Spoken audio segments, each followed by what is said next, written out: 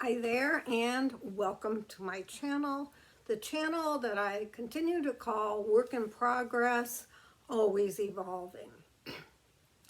So I wanted to quickly get another video out that is a continuation from yesterday's video. I'll call it part 2.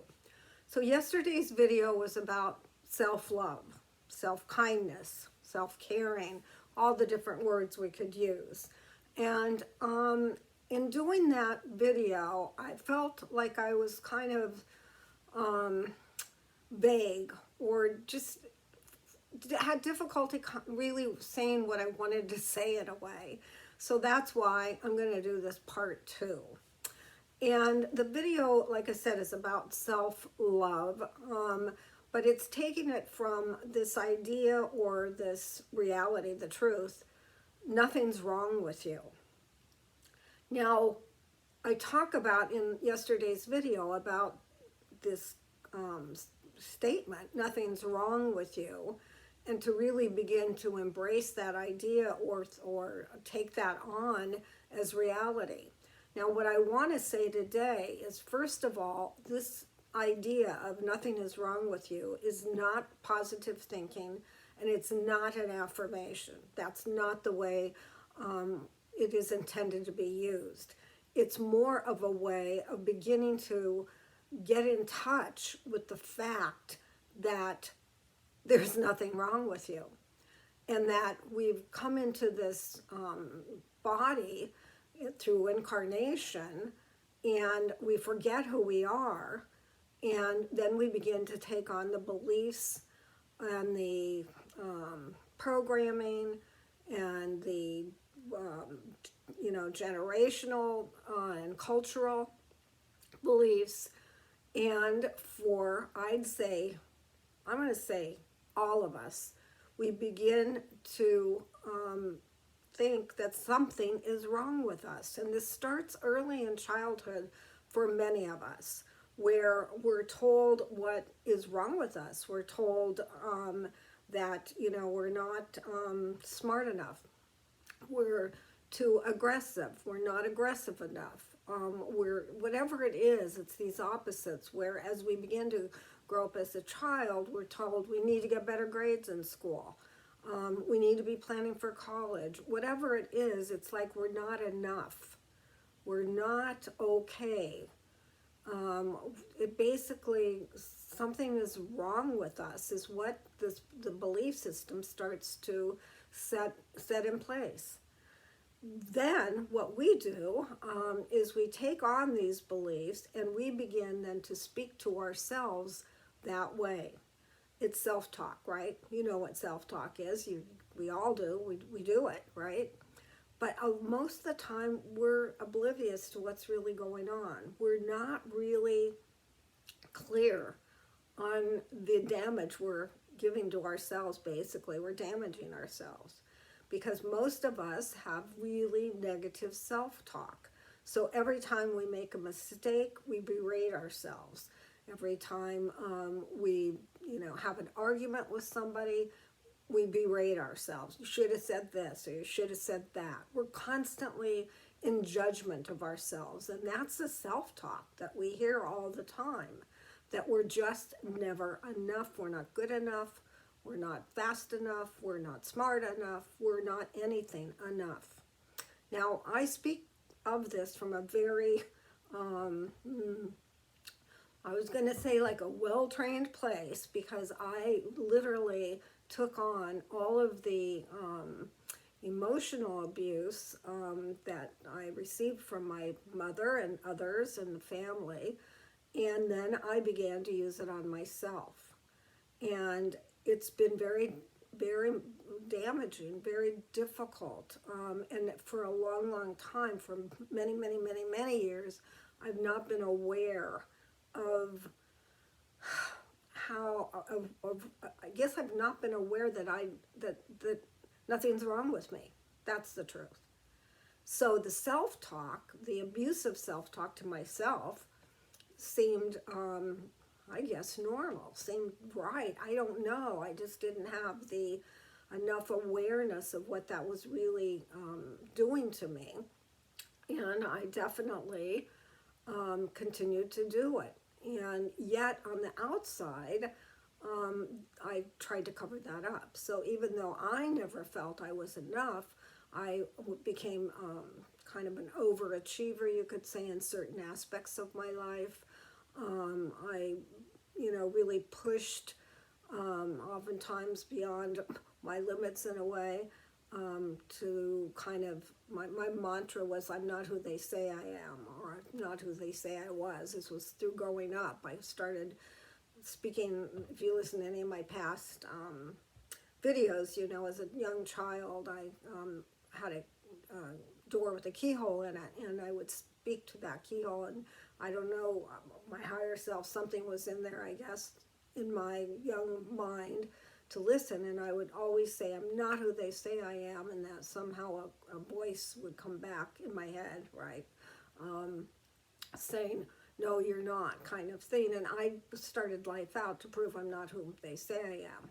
However, I continually, my self-talk repeated all that was said to me, plus more. As I made, became a young adult or a teenager, as I began to add things to the already large library of how I was never enough.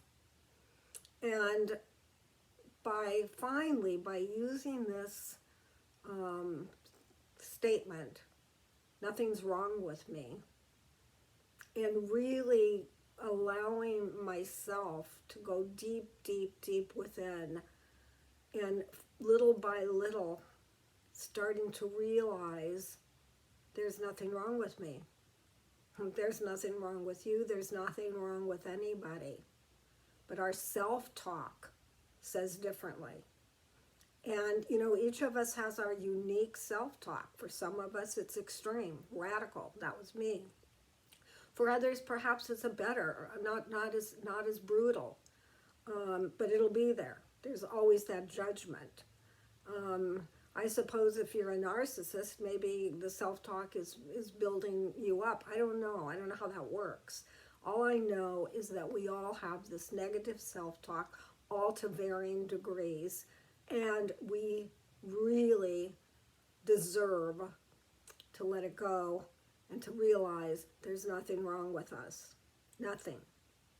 And in yesterday's video, I spoke about, the fact we are spirit that incarnated into the body.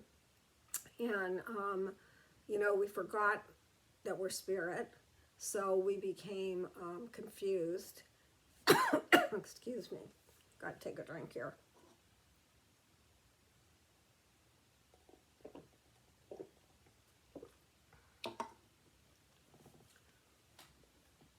So we became confused with the false character, the ego that we build.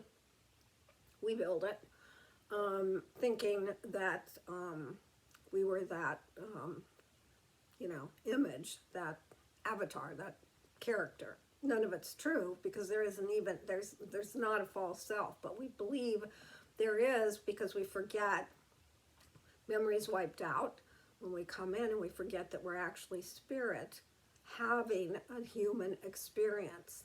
That's what we came into this body to do. We wanted the experience, but that's not who we are. We're not the experience. We're not our emotions. We're not any of that. We're a spectator. That's basically what we are. We're a spectator watching. Yes, we're feeling it in the body. The body gives us the sense and the feeling of the emotion that's going on. And as we become more aware of body sensations, that's another way to begin to help us understand what we're not. But as we begin to learn how to self-talk through others who have been telling us what we're not, we kind of we're not conscious in a way, really, of how we speak to ourselves. We're just not, and it becomes kind of the norm. And we don't realize how this is impacting us in such a negative way. when I say we're spectators, we come into this experience to really be the witness, the observer, and have the experience of being in form. So it's like, I've used this example before, but I think it's a good one. You go to an amusement park and you get onto the roller coaster, and for whatever time you're on the roller coaster, you are experiencing the sometimes terror, sometimes the thrill, whatever it is, of this roller coaster that's taking you on this quite oftentimes scary ride. It's to give a thrill. You get off of the roller coaster, and you know that wasn't, that you leave your stuff with the roller coaster. So all that you experienced was not something you're about. It's just the roller coaster gave you that experience. That's the same way it should be with our bodies and our spirit. We're just having the experience that the body can give us, but that's not who we are. For some reason, as spirit, we like to incarnate and come into this form on planet Earth, at least that's what we know of today, planet Earth, and have all these different experiences. But what's happened is we've gotten lost, completely lost, and we don't even realize that we aren't that false self that gets made through the process of really forgetting who we really are. I don't know, it's like a game of hide and seek, like who are you, what are you, where are you? It's kind of bizarre, at least to understand on a human level. But I think from a spirit level, when we decide we want to incarnate and raise our hands, I want to do this, and we kind of put together a script, if you will, of what we want to learn or experience in this lifetime, and boom, here we are. Pick our parents, pick, are we going to be a boy or a girl, and then come into the body, and there the experience begins. But now we've taken it too far as a human, as what we've been wanting to do to experience this human experience. When I say we've taken it too far, somehow it's gone too far. It's out of control. Nothing, you look out in the external world, and what do you see? Hatred, wars, racist, drugs, all of that is going on was not the way it was meant to be. We did not want to come in and experience being a drug addict and with all the others. I just don't believe that. I believe that things just got out of control, and now when we're incarnating, well, maybe we are saying, well, I'll come in and be a drug addict because I was a drug addict in my last life, but this time I'll be able to kick the habit. I don't know how the whole thing works. I'm just talking, right? What I do know, and this is the part that I really, really want to emphasize, is that we really need to become aware of our self-talk and recognize we don't deserve to treat ourselves that way. Nothing is wrong with us. Nothing. And we need to be able to see through the game, if you want to call it a game, or through this delusion that we've been in that has caused us this reaction to speak to ourselves in such an absolutely terrible way.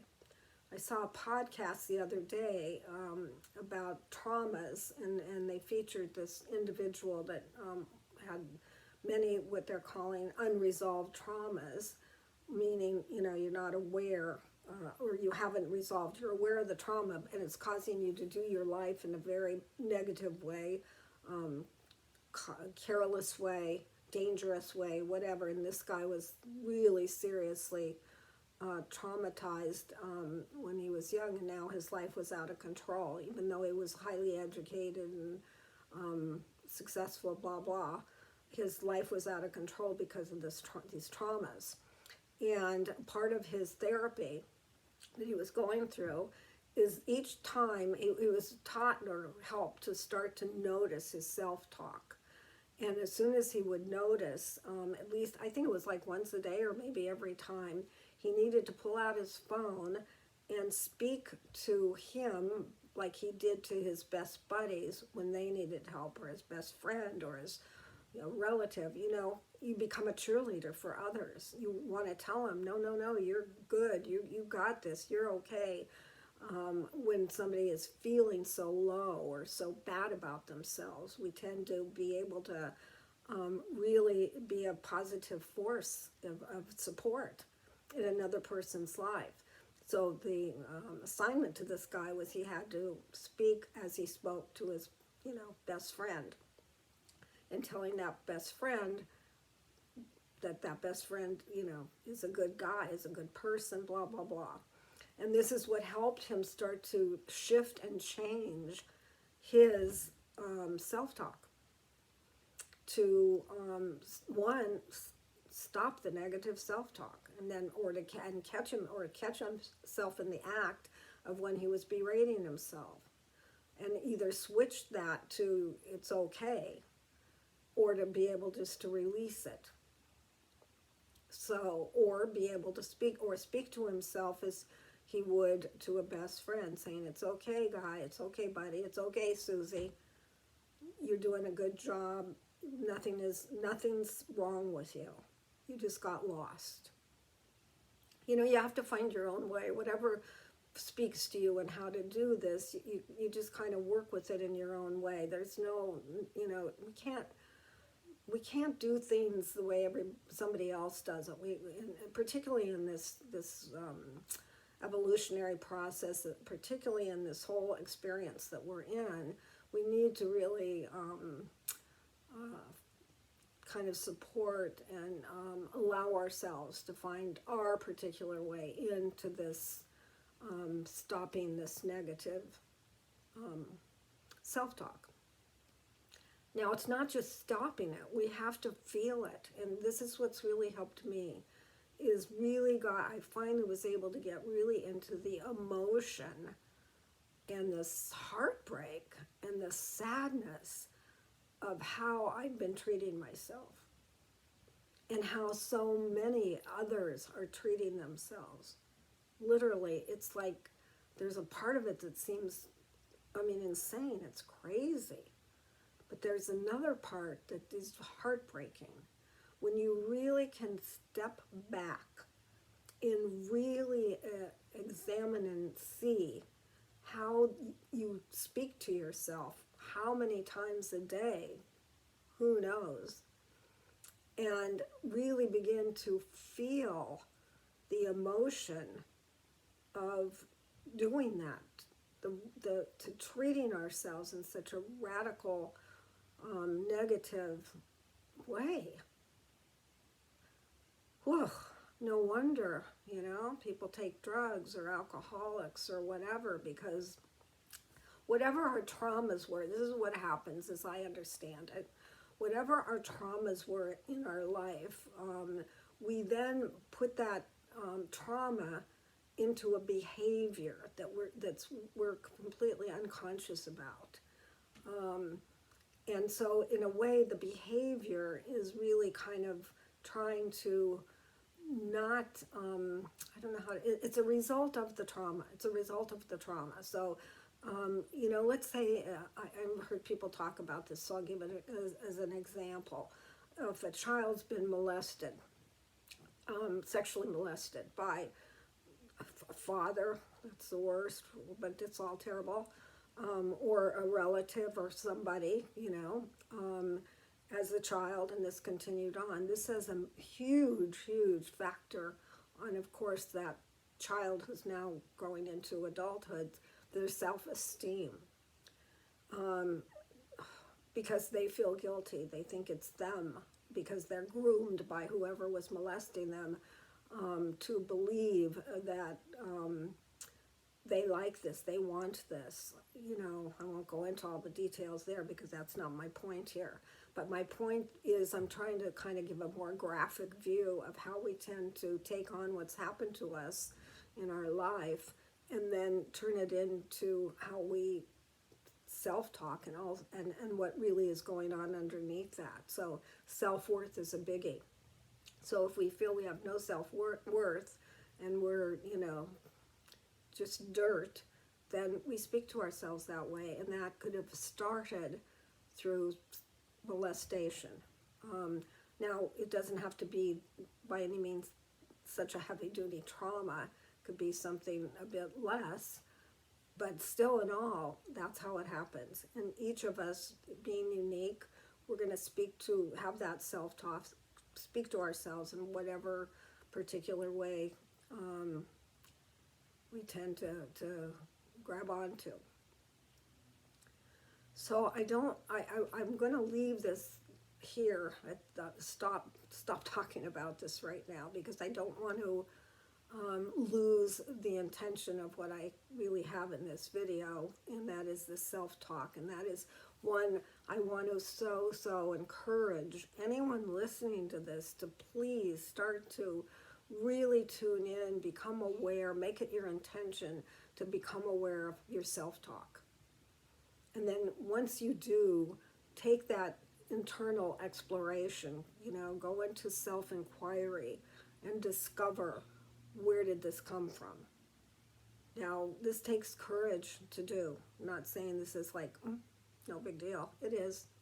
But the result of doing this is so worth it and so necessary for you to really live the life you deserve to live. So that's my plea. That literally is my plea out there, to please become aware of your self-talk. Get some help if you can. It can be a therapist, or it could be just a really good friend who really resonates with what you're going through and can be your support out there. Because we need that in a way. We really need to get some support in shifting this process of self-talk, and to really get in touch with, we absolutely do not deserve or should never have this negative self-talk. And as we can begin to release this, we also begin to then get much more in touch that we are spirit. We start to connect with that. Now, we just came here to have this experience as a human in form. That's it. Yet we get stuck somehow along the way.